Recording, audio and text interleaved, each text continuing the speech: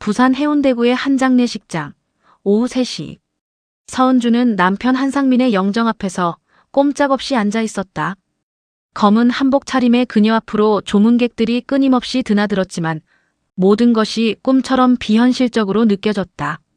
불과 사흘 전만 해도 상민은 평소와 다름없이 아침 조깅을 나갔고 저녁엔 함께 뉴스를 보며 차를 마셨다.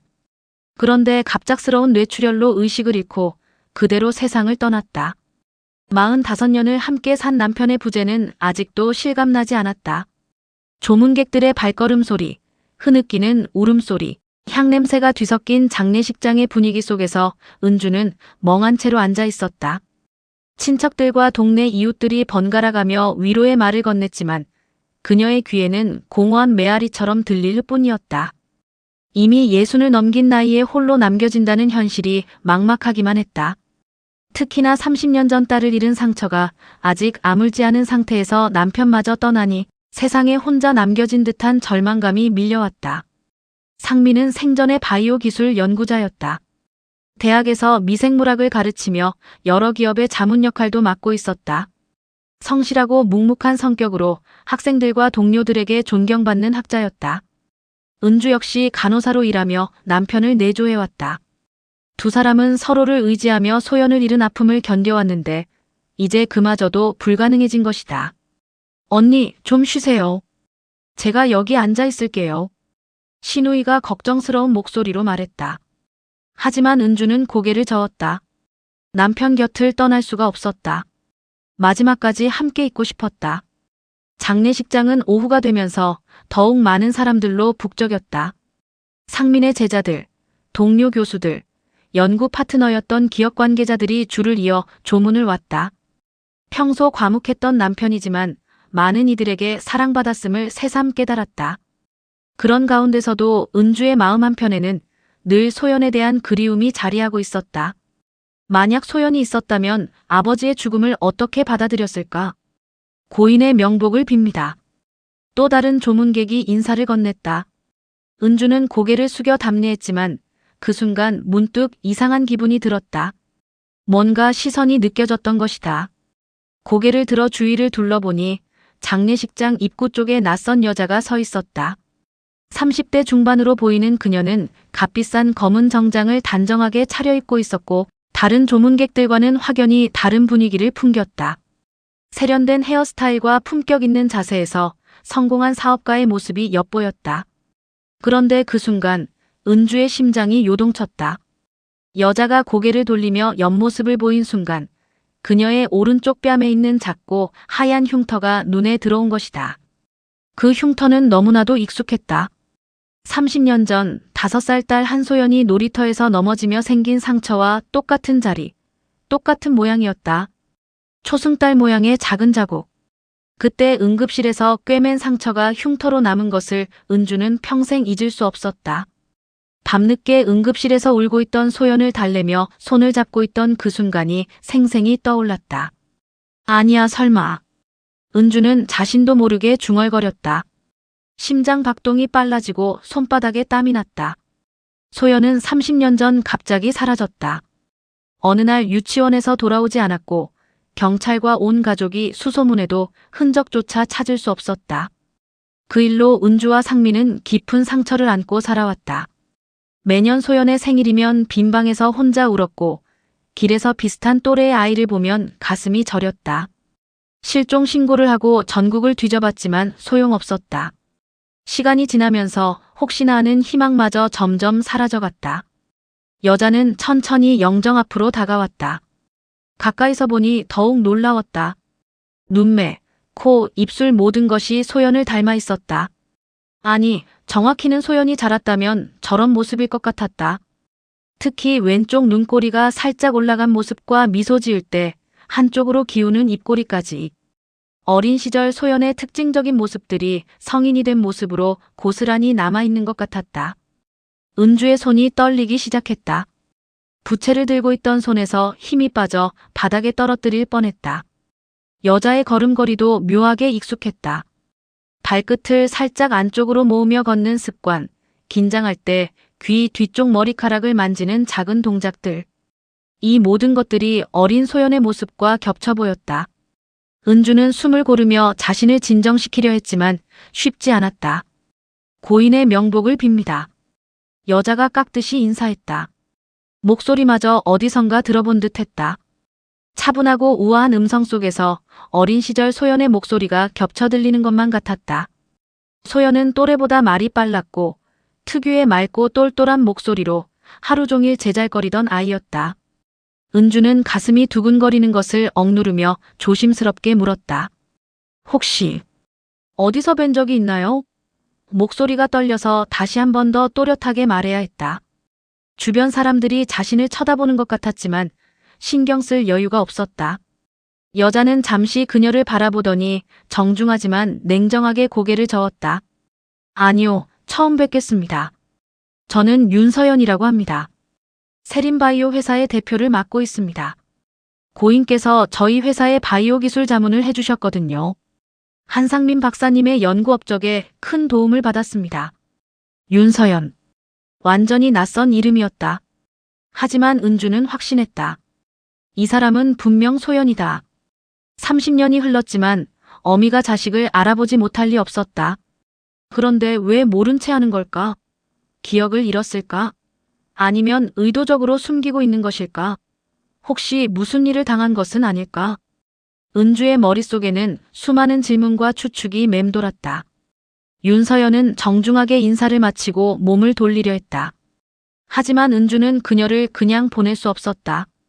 30년을 기다려온 순간이었다.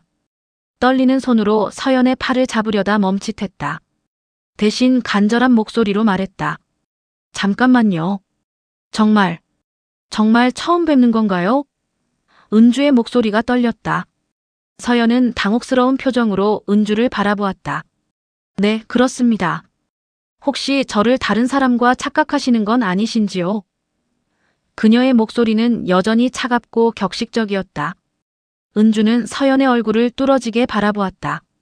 오른쪽 뺨에 초승달 모양 흉터, 왼쪽 눈꼬리에 미세한 올라감, 그리고 말할 때 살짝 기우는 입꼬리. 모든 것이 소연이었다.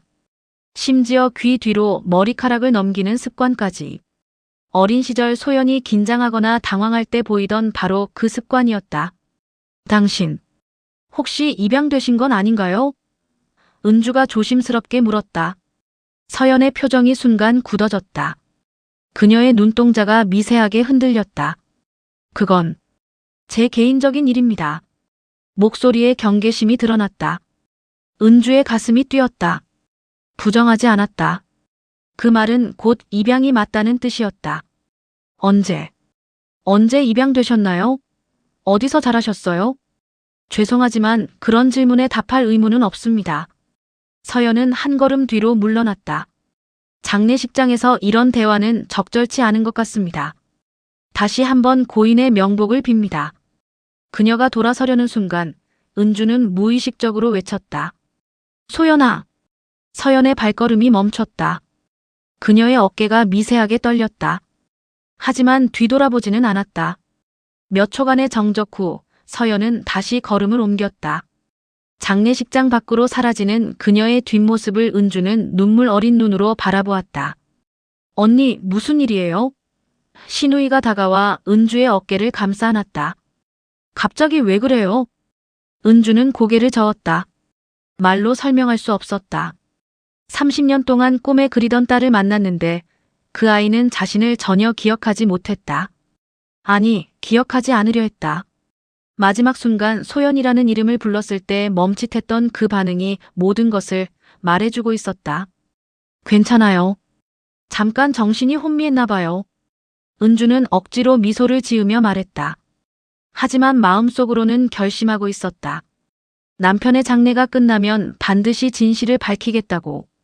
그날 밤 빈소를 지키던 은주는 잠을 이룰 수 없었다. 머릿속에는 윤서연의 모습이 계속 떠올랐다. 세린바이오라고 했던가. 그 회사에 대해 알아봐야겠다고 생각했다. 상민이 자문을 했다면 집에 관련 자료가 있을지도 몰랐다. 새벽 4시, 은주는 조용히 자리에서 일어나 휴대폰을 꺼냈다. 떨리는 손으로 세린바이오 윤서연을 검색했다. 화면에 여러 기사들이 떴다. 바이오업계의 신성, 윤서연 대표의 성공 스토리. 세린바이오, 혁신적인 면역 치료제 개발로 주목받아. 30대 여성 CEO, 바이오 시장을 선도하다. 기사 속 사진을 보니 틀림없는 그녀였다. 은주는 기사를 하나하나 읽어내려갔다. 서연은 서울대학교 생명과학과를 졸업하고 미국에서 박사 학위를 받은 수재였다. 귀국 후 세린바이오를 설립해 불과 5년 만에 업계 선두주자로 만들었다고 했다. 하지만 개인적인 배경에 대해서는 거의 언급이 없었다. 단지 어려운 환경을 극복하고 성공한 입지전적 인물이라는 모호한 표현만 있을 뿐이었다. 은주의 눈에 눈물이 고였다. 딸이 이렇게 훌륭하게 자랐다는 것이 자랑스러우면서도 그 성장 과정을 함께하지 못했다는 사실이 가슴을 찢었다. 35해의 세월 동안 소연은 어떤 삶을 살아왔을까? 누가 키워주었을까? 왜 친부모를 찾지 않았을까? 은주는 핸드폰을 꼭 쥐고 결심을 다졌다. 장례가 끝나면 세린바이오를 찾아가겠다고. 그리고 DNA 검사라도 받아서 진실을 밝혀내겠다고. 비록 서연이 거부한다 해도 적어도 시도는 해야 했다. 30년을 기다린 어미의 마음을 그 누구도 막을 수는 없었다. 다음 날 아침 발인이 시작되었다. 은주는 영정을 들고 남편을 마지막으로 배웅했다. 화장장으로 가는 내내 그녀의 머릿속에는 상민과 소연 그리고 윤서연의 얼굴이 교차했다. 만약 상민이 살아있었다면 뭐라고 했을까? 아마도 신중하게 접근하라고 서두르지 말라고 조언했을 것이다. 하지만 은주에게는 더 이상 기다릴 시간이 없었다. 장례를 마친 지 사흘이 지난 월요일 아침, 은주는 서울행 KTX에 몸을 실었다. 검은색 정장을 단정하게 차려입고 가방 속에는 오래된 사진첩 하나를 넣어왔다. 그 안에는 5살 소연의 사진들이 가득했다. 흉터가 선명하게 보이는 사진도 몇 장 있었다. 서울역에 도착한 은주는 택시를 타고 강남구 테헤란로에 위치한 세린바이오 본사로 향했다. 고층 빌딩 15층 전체를 사용하는 회사였다. 로비에 들어서자 세련된 인테리어와 분주하게 오가는 직원들의 모습이 눈에 들어왔다. 은주는 한동안 망설이다가 안내 데스크로 다가갔다. 안녕하세요. 윤서연 대표님을 뵙고 싶은데요. 은주가 조심스럽게 말했다. 젊은 여직원이 공손하게 대답했다. 예약이 되어 있으신가요? 아니요. 하지만 꼭 뵙고 싶습니다. 한상민 박사의 아내입니다. 여직원의 표정이 살짝 변했다. 아, 한상민 박사님. 삼가 고인의 명복을 빕니다. 잠시만 기다려주세요. 여직원은 내선 전화를 걸어 누군가와 이야기를 나눴다. 몇 분 후 단정한 정장을 입은 30대 초반의 남성이 나타났다. 안녕하세요. 저는 윤서연 대표님의 비서 김민준입니다. 대표님께서 지금 중요한 회의 중이신데요. 무슨 일로 오셨는지 여쭤봐도 될까요? 은주는 잠시 망설였다. 여기서 진실을 말해야 할까? 개인적으로 꼭 드릴 말씀이 있습니다. 장례식장에서 뵈었는데 다시 한번 감사 인사를 드리고 싶어서요. 민주는 난처한 표를 지었다. 그러시군요. 하지만 오늘 대표님 일정이 아주 빡빡하십니다. 오후 4시쯤 잠깐 시간이 나실 것 같은데 그때까지 기다리실 수 있으신가요? 은주는 고개를 끄덕였다. 네, 기다리겠습니다. 민주는 은주를 1층 로비의 작은 응접실로 안내했다. 은주는 그곳에서 몇 시간을 기다렸다. 커피를 마시고 회사 소개 책자를 읽고 창밖을 내다보며 시간을 보냈다. 마음은 초조했지만 30년을 기다렸는데 몇 시간쯤이야 참을 수 있었다. 오후 4시가 조금 지나서야 민준이 다시 나타났다. 대표님께서 뵙겠다고 하십니다. 이쪽으로 오세요. 은주는 그를 따라 엘리베이터를 타고 15층으로 올라갔다. 복도를 지나 대표실 앞에 섰을 때 은주의 심장이 빠르게 뛰기 시작했다. 민준이 노크를 하고 문을 열었다. 대표님, 한상민 박사님의 부인께서 오셨습니다. 들어오세요. 서연의 차분한 목소리가 들렸다. 은주가 들어서자 서연은 넓은 책상 뒤에 앉아 서류를 정리하고 있었다. 그녀는 천천히 고개를 들어 은주를 바라보았다. 장례식장에서 봤을 때보다 더 피곤해 보였다. 눈 밑에 다크서클이 있었고 표정도 더 굳어 있었다. 앉으세요. 서연이 손짓으로 소파를 가리켰다. 은주는 조심스럽게 앉았고 서연도 맞은편 소파에 앉았다. 둘 사이에는 낮은 테이블이 놓여 있었다. 무슨 일로 오셨나요? 서연의 목소리는 여전히 차갑고 격식적이었다. 은주는 가방에서 사진첩을 꺼냈다. 손이 떨렸다. 이것 좀 봐주시겠어요? 서연은 의아한 표정으로 사진첩을 받아들었다. 첫 페이지를 넘기자 5살 정도의 여자아이 사진이 나왔다. 분홍색 원피스를 입고 환하게 웃고 있는 아이. 오른쪽 뺨에는 초승달 모양의 흉터가 선명했다. 서연의 손이 미세하게 떨렸다. 그녀는 말없이 한 장 한 장 사진을 넘겼다. 놀이터에서 노는 아이, 생일 케이크 앞에서 촛불을 끄는 아이, 유치원 가방을 메고 있는 아이. 모든 사진 속 아이의 얼굴은 지금의 서연과 닮아 있었다. 이 아이는 서연이 입을 열었다가 멈췄다. 제 딸입니다. 한소연. 30년 전 유치원에서 돌아오지 않았어요. 5살이었죠. 은주의 목소리가 떨렸다. 당신과 똑같이 생겼어요. 흉터까지. 서연은 사진첩을 덮었다. 하지만 눈을 떼지 못하고 표지를 물끄러미 바라보았다. 한참 후에야 그녀가 입을 열었다. 저는 입양아입니다. 5살 때 서울의 한 가정에 입양되었어요. 그전 기억은 거의 없습니다. 서연의 목소리에 처음으로 감정이 실렸다. 은주의 눈에서 눈물이 흘러내렸다. 당신이 우리 딸이에요. 소연이. 제가 확신해요. 확신만으로는. 서연이 고개를 저었다. 충분하지 않습니다. 그때 비서실 문이 급하게 열렸다.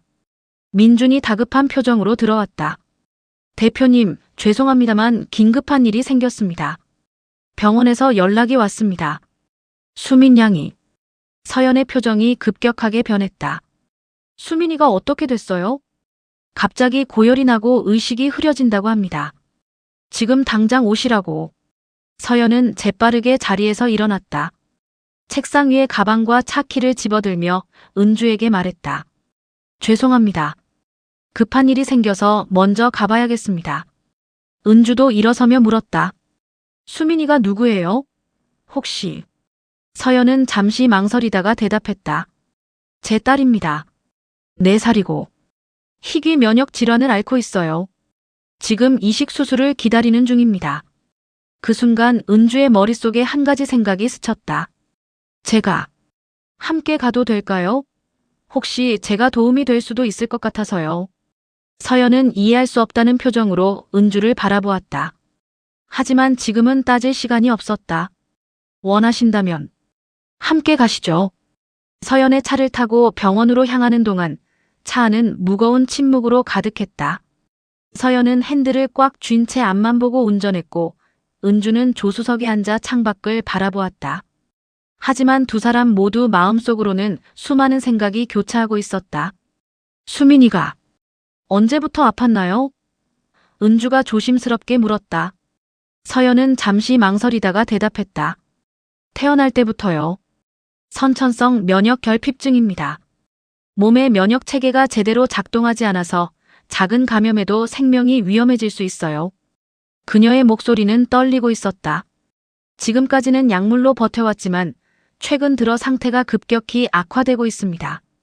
골수 이식이 유일한 희망인데 기증자를 찾지 못한 건가요? 서연은 고개를 끄덕였다. 네. 수민이의 경우는 특이한 유전자 타입이라 적합한 기증자를 찾기가 너무 어렵습니다. 저도 맞지 않았고 수민 아빠도. 그녀의 말이 흐려졌다. 은주는 더 묻지 않았다.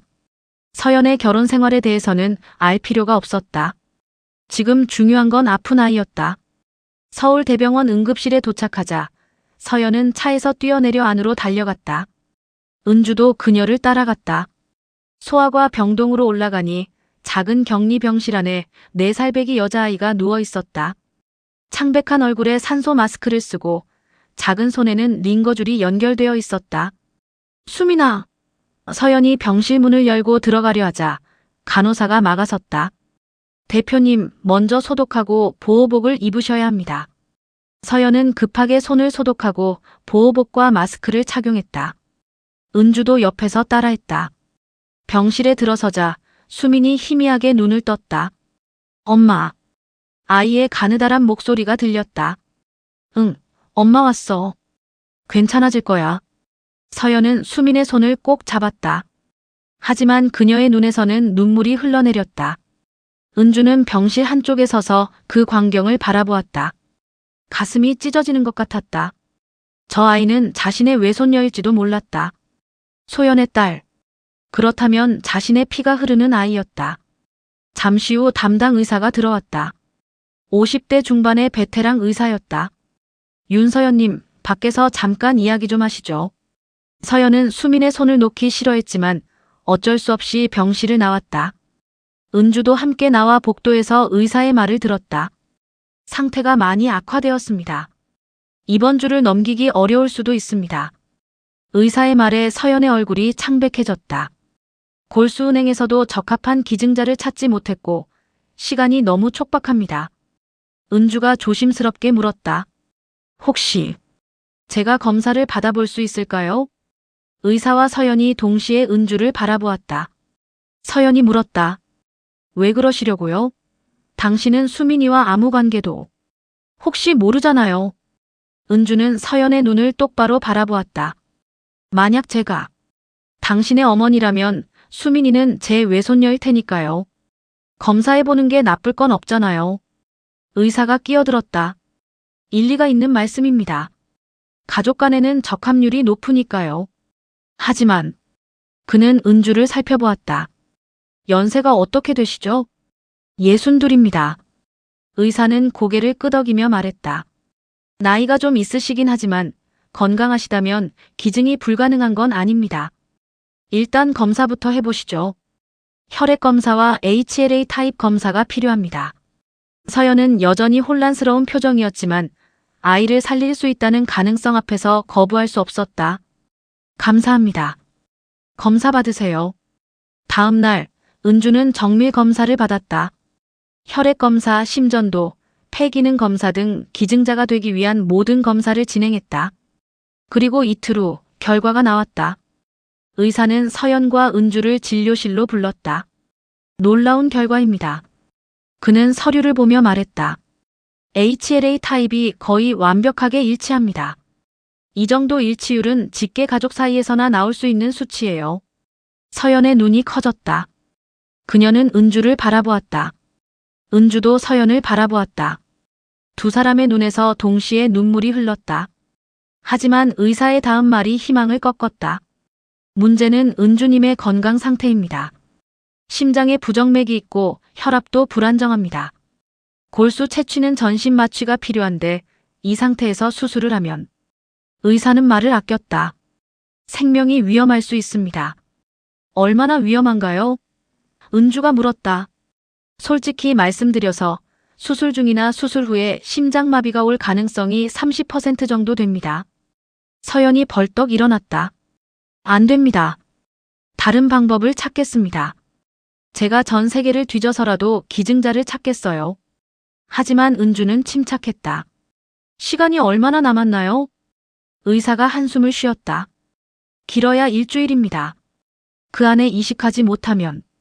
은주는 결심한 듯 말했다. 하겠습니다. 안 돼요. 서연이 소리쳤다. 당신이 죽을 수도 있다고요. 당신이 내 딸이든 아니든 저 아이는 살 권리가 있어요. 은주는 조용하지만 단호하게 말했다. 그리고 만약 당신이 정말 소연이라면 내가 30년 동안 하지 못한 일을 지금이라도 하고 싶어요. 엄마로서. 서연은 고개를 저으며 눈물을 흘렸다. 하지만 은주의 눈빛은 흔들리지 않았다. 그녀는 이미 결심했다. 30년 전 잃어버린 딸을 위해 그리고 4살짜리 외손녀를 위해 자신의 생명을 걸기로. 의사가 말했다. 결정하셨다면 내일 모레 수술 일정을 잡겠습니다. 그 전에 가족들과 충분히 상의하시고 유언장도 준비해 두시는 게 좋겠습니다. 은주는 고개를 끄덕였다. 서연은 그저 고개를 떨구고 울기만 했다. 30년 만에 찾은 어머니를 이렇게 잃을 수도 있다는 현실 앞에서 그녀는 무너져 내렸다. 수술 전날 밤 은주는 병원 근처 작은 여관에서 묵고 있었다. 창밖으로 서울의 야경이 보였지만 그녀의 마음은 평온했다. 30년을 기다려온 순간이 왔고 비록 위험하지만 딸과 손녀를 위해 할 수 있는 일이 생겼다는 것만으로도 감사했다. 밤 11시쯤 노크 소리가 들렸다. 문을 열자 서연이 서 있었다. 평소의 냉정한 모습은 온데간데 없고 눈이 퉁퉁 부은 채로 서 있었다. 들어와요. 은주가 문을 열어주자 서연은 천천히 안으로 들어왔다. 두 사람은 작은 테이블을 사이에 두고 마주 앉았다. 한참 동안 침묵이 흘렀다. 서연이 먼저 입을 열었다. 정말 제가 당신의 딸일까요? 그녀의 목소리는 떨리고 있었다. 은주는 가방에서 오래된 사진 한 장을 꺼냈다. 서연이 장례식장에서 본 사진첩에는 없던 사진이었다. 이건 소연이가 실종되기 하루 전에 찍은 사진이에요. 유치원에서 그림 대회에서 상을 받았거든요. 사진 속 5살 소연은 상장을 들고 환하게 웃고 있었다. 오른쪽 뺨에 흉터가 선명했고 왼쪽 눈꼬리가 살짝 올라가 있었다. 서연은 그 사진을 받아들고 한참을 바라보았다. 저는 아무것도 기억나지 않아요. 서연이 말했다. 5살 이전의 기억이 전혀 없어요. 입양 부모님은 제가 보육원에서 왔다고만 하셨고 친부모에 대해서는 아무것도 모른다고 하셨어요. 혹시 입양 부모님께 물어볼 수는 없나요? 서연은 고개를 저었다. 두 분 다 돌아가셨어요. 제가 대학교 다닐 때 교통사고로. 그녀의 목소리가 잠겼다. 그분들은 저를 정말 사랑해 주셨어요. 제가 누구의 딸인지는 중요하지 않다고 하셨죠. 은주의 눈에 눈물이 고였다. 그분들께 감사드려야겠네요. 우리 딸을 잘 키워주셔서. 서연도 눈물을 흘렸다. 하지만 확실하지 않잖아요. HLA 타입이 맞는다고 해서. 그럼 DNA 검사를 하면 돼요. 수술 전에 제 머리카락 몇 가닥을 가져가세요. 수술이 끝나고 나면 결과를 확인할 수 있을 거예요. 서연은 고개를 저었다. 그게 문제가 아니에요. 당신이 죽을 수도 있다고요. 30년 만에 어머니를 찾았는데 바로 잃을 수도 있다는 게. 그녀는 더 이상 말을 잇지 못하고 흐느꼈다. 은주는 자리에서 일어나 서연의 옆에 앉았다. 조심스럽게 그녀의 어깨를 감싸 안았다. 서연은 처음에는 경직되어 있었지만 곧 은주의 품에 안겨 아이처럼 울었다. 괜찮아요. 나는 괜찮을 거예요. 은주가 서연의 머리를 쓰다듬으며 말했다. 그리고 설령 무슨 일이 생긴다 해도 수민이를 살릴 수 있다면 그걸로 충분해요. 엄마라는 건 원래 그런 거잖아요. 서연은 울면서 말했다. 저는 좋은 엄마가 아니에요. 수민이가 아플 때마다 무력감만 느꼈어요. 아무것도 해줄 수 없는 제 자신이 너무 한심했어요. 아니에요. 당신은 훌륭한 엄마예요. 수민이를 보면 알 수 있어요. 저렇게 아픈데도 엄마를 믿고 따르잖아요. 그건 당신이 그동안 얼마나 많은 사랑을 줬는지 보여주는 거예요. 두 사람은 한참을 그렇게 안고 있었다. 30년의 공백이 조금씩 메워지는 순간이었다. 다음 날 아침 수술실 앞에서 서연은 은주를 배웅했다. 은주는 수술복을 입고 침대에 누워 있었다. 이거 받아요. 은주가 봉투 하나를 건넸다. 제 머리카락이에요. 검사해보세요. 그리고 이건 남편 사진이에요. 수민이가 나중에 크면 외할아버지가 어떤 분이었는지 알려주세요. 서연은 떨리는 손으로 봉투를 받았다. 꼭 무사히 돌아오세요. 그럴게요. 수민이 결혼식에는 꼭 가야죠. 은주가 미소 지었다. 마취과 의사가 들어왔다. 준비되셨습니까? 은주는 고개를 끄덕였다. 서연은 은주의 손을 꼭 잡았다. 사랑해요. 엄마. 서연이 처음으로 그 단어를 입에 담았다. 은주의 눈에서 눈물이 흘러내렸다. 나도 사랑해, 소연아. 항상 사랑했어. 수술실 문이 닫혔다. 서연은 그 자리에서 무너져 내렸다. 간호사가 그녀를 부축해 대기실로 데려갔다. 수술은 5시간이 걸렸다. 서연은 그 시간 동안 한 번도 자리를 뜨지 않았다. 봉투 속에 머리카락을 검사실에 맡기고 은주가 준 남편 사진을 물끄러미 바라보며 기다렸다.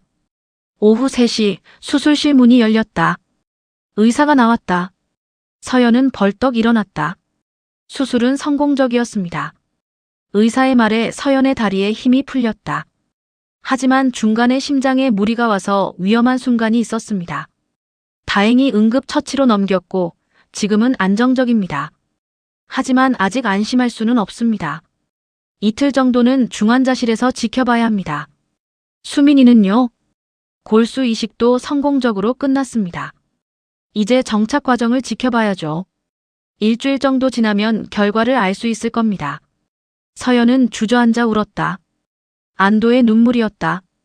이틀 후 은주가 눈을 떴다. 중환자실 천장이 보였고 온몸에 연결된 기계들이 삑삑 소리를 냈다. 고개를 돌리자 서연이 의자에 앉아 졸고 있었다. 서연아. 은주가 가느다란 목소리로 불렀다. 서연이 화들짝 놀라 눈을 떴다. 어머니. 그녀는 은주의 손을 잡았다. 깨어나셨어요. 수민이는? 괜찮아요. 골수가 잘 정착되고 있대요. 의사 선생님이 곧 건강해질 거라고 하셨어요. 은주는 안도의 한숨을 쉬었다. 다행이다. 그리고 이거. 서연이 서류 한 장을 꺼냈다. DNA 검사 결과예요. 99.99% 일치합니다.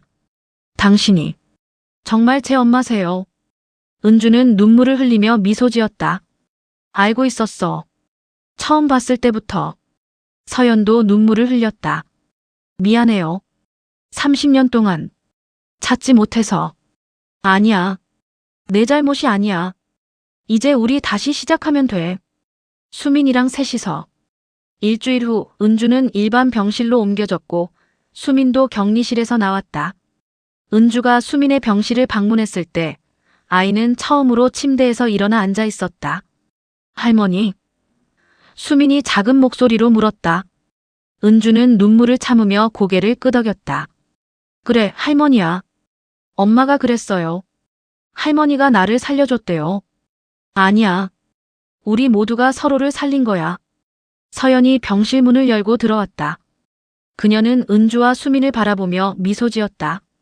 30년의 세월이 만든 상처는 아직 아물지 않았지만 이제 치유가 시작되었다. 새 세대의 여자들이 함께 만들어갈 새로운 시작이었다.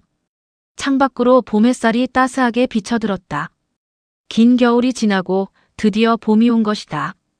좋아요, 구독, 알림 설정은 저에게 큰 힘이 됩니다. 오늘도 건강하세요.